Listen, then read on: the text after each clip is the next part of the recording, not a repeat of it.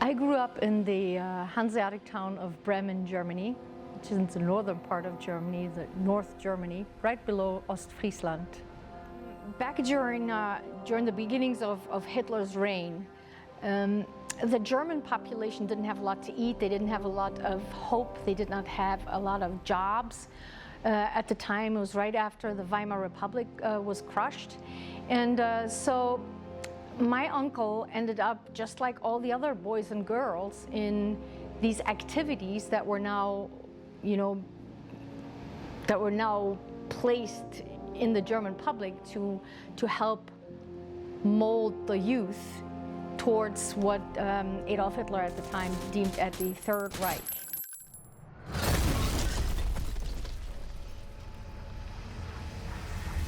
It's funny how people think that history is boring, but do we even know what's going on inside these pages? It's still being written and it's packed with wild stories and unexpected twists. I'm here to tell you the stories behind the history. It's complicated, messy, and oftentimes bizarre and strange. You are about to learn that this is not your average history lesson. I'm Christine Darrow, but you can call me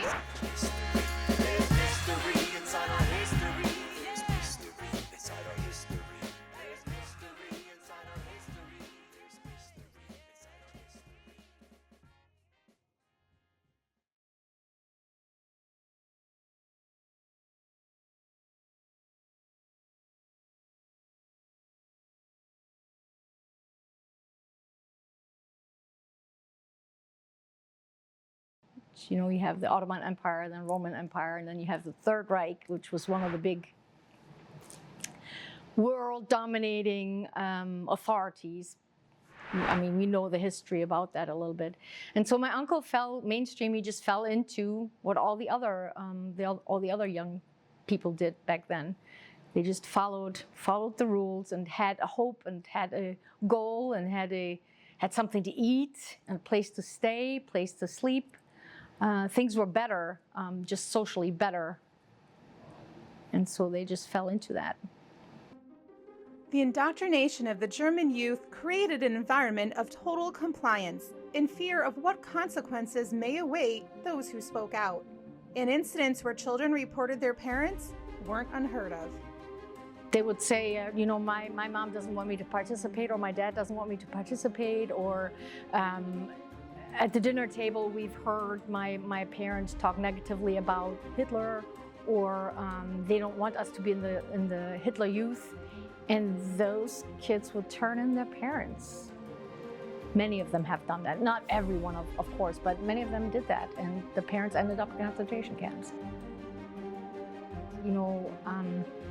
My grandma said that the discussion about politics or the way things were going never really surfaced during that time, during the actual wartime. She said that they would not talk politics at all, I think for that reason. Desperation, fear, and then just letting them know exactly what you want them to know and nothing more. Control of the head, of the mind, independent thought, eradicate that. Follow the line. Just follow along, you'll be fine. Anything independent thought, concentration camps pulled away, not just the Jews. They took out of the circulation gypsies. They took out of the circulation disabled. They took out of the circulation anybody who was against the regime. Anybody they could find who was against the regime. During the World War II era, Fort Drum was known as Pine Camp. In 1940, Pine Camp underwent a radical and permanent transformation. Driven by the urgent need to prepare for modern, mechanized warfare, the U.S. Army launched a massive expansion. This strategic necessity came at a significant local cost. To create a training ground large enough for entire armored divisions, the government purchased an additional 75,000 acres of land. This action displaced 525 families and entirely erased 5 villages such as Sterlingville right from the map. In their place, a military city of over 800 buildings rose in less than a year, becoming the anvil where elite units like the 4th and 5th Armored Divisions were forged for battle in Europe. The success of Allied campaigns, particularly in North Africa, resulted in the capture of hundreds of thousands of Axis soldiers. This created a significant logistical challenge, and the War Department determined that housing these prisoners in camps within the United States was the most secure and efficient solution. The Allied forces basically had a plan that they were going to hold the POWs as far forward in the combat areas for the capture as possible. So the first round of Axis forces that were captured by the Allies were in the North Africa. Now, they kept them in North Africa. At that point, they went up into Italy. Italy is still a combative nation, part of the Axis. And up until that point, getting the POWs back to the camps in the United States was the big issue. So if you can imagine trying to go in the Mediterranean, you have to go all past through Franco's Spain, occupied France, the Italian Navy, and you have to get to the choke point in Gibraltar, hook a right, and get all the way back up in England. It's too dicey, it's too risky. So the Americans decided they were going to start making the POW camps at that point. So you're looking early 44, late 43 is when they started making the active measures to start getting POW camps out here in the States. They're either going to be coming into the Port of New York, the Port of Philly, or you have Hampton Roads down there in Virginia Beach. With those areas, you have transitory POW enclosures, basically open cattle, and the purpose of that is to start the screening process. Hey, Pine Camp, Fort Drum has got 30 spaces. All right, next 30. On a train out the door they go. The whole purpose is to get the paperwork, get them settled, and get them downrange to where they need to be. As the war progressed, Pine Camp took on another crucial role, born from 2 wartime pressures. The mobilization of American men for combat created a severe labor crisis at home, threatening the nation's food and material production. The solution was to establish a prisoner of war camp at the installation. Their labor in New York's orchards, canneries, and lumber camps was so critical that New York's governor had personally appealed to the Army, warning that without them, crops would be lost. When you start looking for a POW camp, you're going to need a place that has a hospital, one, and then you're also going to need someplace to be able to house all the prisoners. Pine Camp had available space and to construct a POW camp. We believe 1,000 Italian POWs originally came to Pine Camp and then were filtered out. Then later in May of '44, German prisoners of war started to arrive. We know for a fact they would have had to have been separated after Italy declared war on Germany and joined the Allied nations. So they would have had to have been separated at that point. There was one camp for both prisoners, German and Italian. Later, the confusion starts. The Italians were no longer prisoners of war, but they weren't going to be allowed into the local community. So they would have been housed somewhere on the post. And I think that's where the idea of a separate POW camp comes into being. The Italians would have been housed separately from the Americans, but they wouldn't have been given all of the rights and privileges American soldiers were given. I do know of a family that came up for an Italian day and came up and brought a dish to serve the Italians.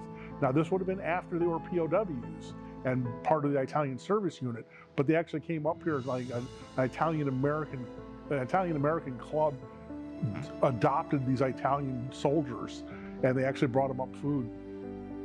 The German-American club did not adopt German POWs, not in the least bit. I do know of instances in other locations where the Germans were allowed into the community on pass, as it were, and the local community basically treated them with respect, but never, or curiosity might be a better term, but I've never heard of anything locally happening. I've heard stories from POWs who said, from families of POWs, who said that the best thing that happened to their loved one was that they were captured and were safe in America, well fed, well taken care of, as opposed to being in Germany at the time.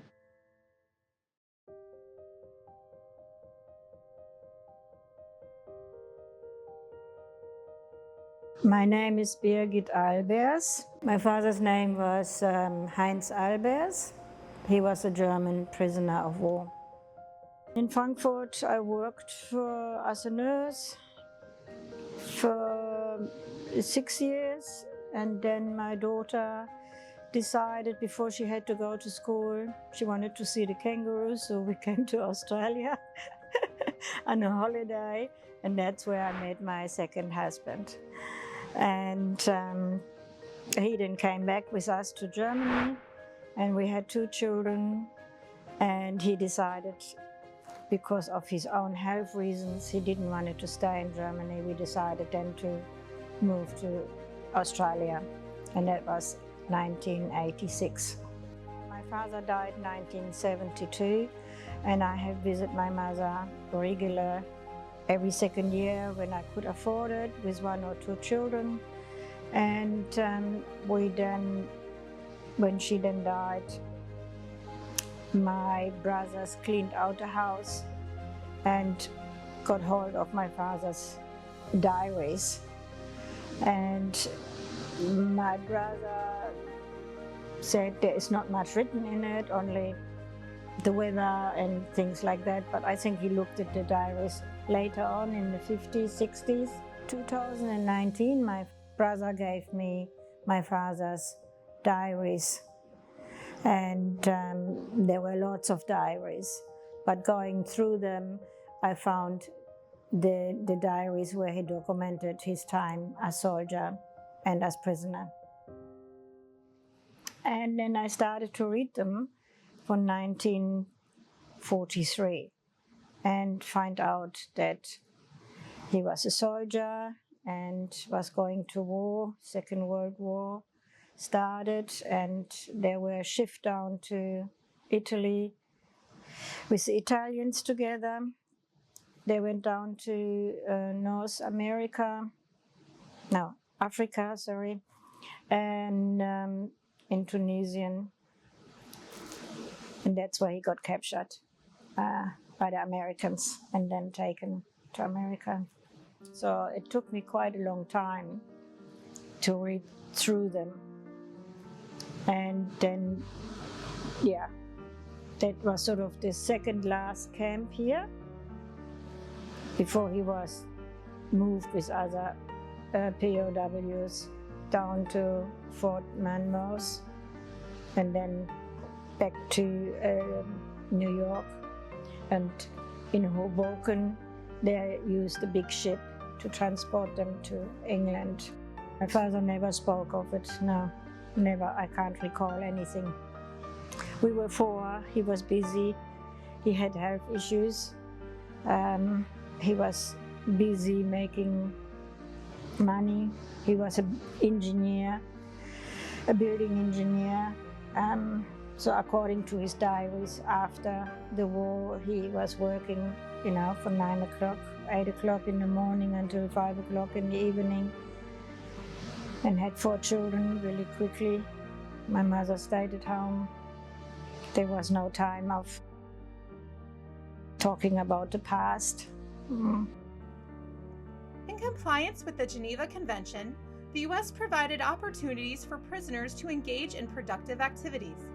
This included offering classes in subjects like English, mathematics, and various trades. This was seen as a way to maintain order and morale, and the well-being of access prisoners was also considered a factor in ensuring reciprocal fair treatment for American POWs held overseas. The majority of the classes, they wanted to learn English. They wanted to read English, speak, read, and write the language. So that was very big. A lot of the local church communities came in and did the Bible study classes and whatnot. They also did things for the soldiers to prepare them for life after the war. And it was kind of neat how they did it. It was a home ec class, home economics. They were teaching these guys how to cook and how to sew and how stuff they weren't learning in a foxhole. A lot of them went up to higher end stuff, electronics.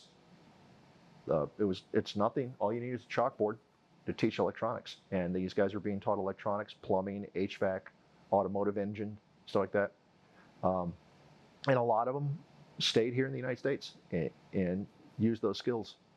It really case by case basis. Some of them got to stay here, but the majority of them had to go back and then make their way back here. And a lot of them did. If you think about it, if you were given the choice of staying in Pine Camp or going back to Frankfurt that's been bombed flat, what would you choose?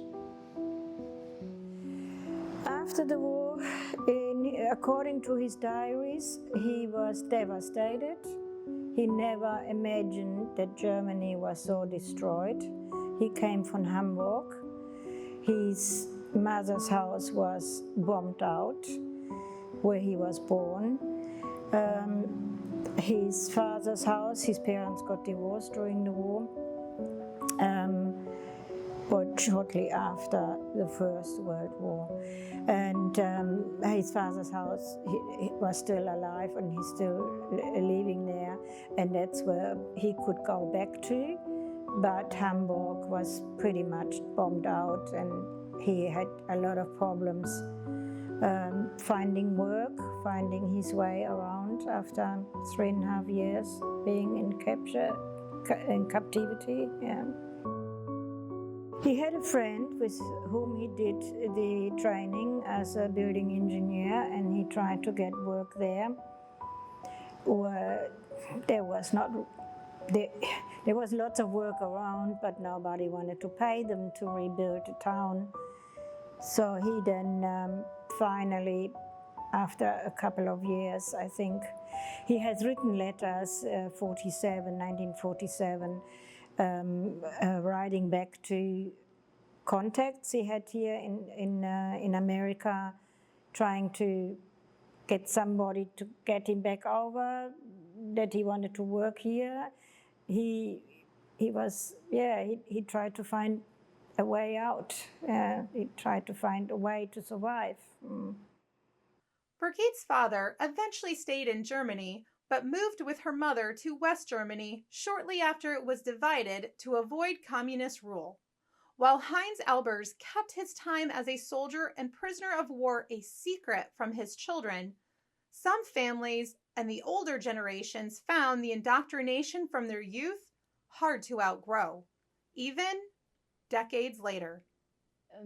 For reasons stated earlier, we never talked about, the war and Hitler, and I had a totally different take on that from what the family was, doing. I thought we needed to process that, these things happen, ugly things happen during war. We could not just chalk it off as collateral damage and, a means to an end. So that said, I bumped into an American soldier, and I fell in love with an American soldier, and eventually ended up in the United States and stayed here. But it was not without a lot of toil, because my family did not want me to be with an American soldier. And I was called names about dating an American soldier. It was not pretty. My parents disowned me for some time after that. And after my daughter was born was the first time we had contact. It was about 3 years later. We went back to the United States after our stay in Fulda, Germany. And I was in Wisconsin with my husband at the time. He couldn't find good work. My husband had since left the military, and it was a decision whether he would go back in or I would try it. And sad story, I said, I'm going in. And he said, no, I'm not going in. And he then challenged me, said, you'll never last through basic training. This is way too tough for you. And so I challenge accepted. So that's why I ended up in the military. I remember my father was very strict, very anti-American, anti-allies. It's very strange. And that I didn't really truly understand until I was a teenager and I went to school and we were learning about the war and how the society had changed. And I guess the toughest part for me was that my father would not set foot into the United States to even visit his own grandchildren, which are my kids, because he had such strong aversion against the American way of life. Well, my uncle, basically, I was one of his favorite nieces before. And when we got together at that birthday, at my dad's birthday, 60th birthday, my uncle said, I have 58 kills against your kind. And my dad ushered him out of the house because it could have escalated. The situation could have escalated even all these years later. And so my uncle Kalle, his name was Kalle, Karl-Heinz, and we never spoke after. The relationship was completely dissolved. We had not talked to each other, and then he passed on, which I thought was very sad. I mean, I was an adult by then, and I'm thinking, wow, this is scary, because the propaganda from back in those days and those experiences resonate with the people that really bought into the program for life. Where in reality 20 people squatted round a table were now sat only 6, apparently enjoying a life of leisure in the style of a feature movie. To make it all seem less overcrowded, the SS had created space by deporting several thousand inmates to Auschwitz. The film simply does not convey how the inmates really experienced life in these huts. Nazis, a political belief, a statement, and after 45, if you follow, there was a vicious denazification program, vicious, and it was a highly effective thing. They basically denazified these guys. Not every one of them were quote-unquote Nazis, but to put it in perspective, from 1934 on, you couldn't even attend church unless you were a Nazi. You couldn't have a library card unless you were a Nazi. You had to be a card-carrying member of that political organization. And 99.9% of them probably did it as lip service. You couldn't even get a driver's license. You couldn't get a job. In extremis, you had doctors wouldn't even see you. That's the reason why they were what they were.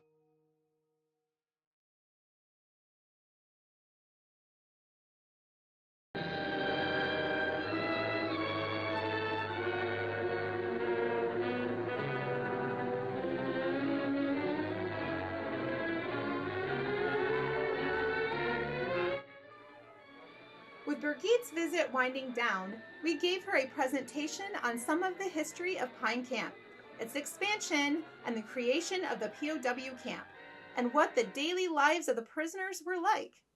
There was the formation of a German band, a theater group, and even rings made from metalwork. Also discussed were cuisine and how meals were refined to fit cultural tastes. A tour of the 10th Mountain Division and Fort Drum Museum followed, where Birgitte was able to see artifacts such as POW uniforms up close. Then she took time to reflect upon her journey across Africa and the United States, retracing her father's footsteps and recounting some emotional moments.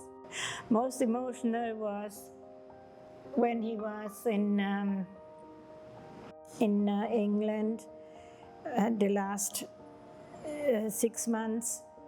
They were still living in prison camps, but they were not as such prisoners anymore. They were free to go and working in nurseries. And at one stage he was riding a bicycle to the nursery, and I went to see the nursery, and of course the nursery had changed. The lady showed me the old buildings, but in the middle of the nursery was an old tree. And I hugged this tree. Makes me even tears now, because I know that the tree was already there when my father was there, you know. So that was the most emotional thing. In Marion there is a big tree too. When you look at the old photos of the camp, when the prisoners were there, the pine tree is a very young tree. And now I took a picture of the tree. It's still standing there. It's nice. Yeah. When trees could talk, oh my goodness me. I wouldn't say the most emotional, but the most interesting way to connect with him beyond that was that he described the movies they were watching and the music they were listening to. And today with Google, you can Google all of that.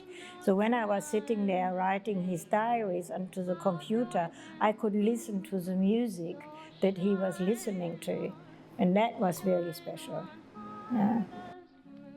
Barbara reflected upon her own journey to the United States and how it changed her life.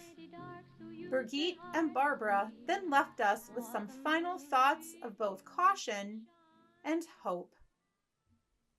By the grace of God, I escaped my family. I hate to say it, I escaped my family. I love them. But I am very glad that I'm over here. And I have liberties and I've had opportunity here that I don't think I would have been able to realize in Germany. So I'm sitting here with a very grateful heart and call America my home now as an American patriot, actually. So yeah. I believe that we have to believe and we have to have hope that the past, telling the past that the future won't repeat. Yeah, I mean, there has been so many gruesome stories and we hope, we always hope and pray that the world comes to a peaceful end. A lot of people don't want to talk about concentration camps, although I will tell you I have visited Dachau. I recommend that people go visit Dachau. I recommend people remember history. Still get goosebumps just thinking about the barracks in Dachau and the ovens where the human remains were destroyed. Those were the real things still in Dachau a few years back. And I think it's important for us to remember not to go there again. The German American Club lays a wreath here. That's a big official thing, actually. We usually have the Fort Drum Command Group representing us as well. I have a bugler here playing taps, und ich hatte einen Kameraden, which is the taps version, German taps version. We usually have a good crowd visiting us because Germans do remember the war, particularly the little older generation, if you will. And we do that here. And in Germany, during that day, the Bundestag, their actual parliament, will stop for a while and they will commemorate the war victims. It's kind of I think it's a nice conduit to what used to be a nice little remembrance saying, hey, we are not forgetting this. We're not forgetting this because we know that when we forget our history, we're gonna repeat it. So we don't want that. So if you noticed here, when they cleared this land, they left these two very large pine trees. Yeah. Beautiful. That's what I said. If trees can tell stories, they would have something to say. I mean, I feel like your story kind of adds layer to that. Like it really just comes full circle. Yeah, good. Birgit's story is a testament to how a daughter's love transcends both time and distance. Till next time, I'm your host, Christine Darrow.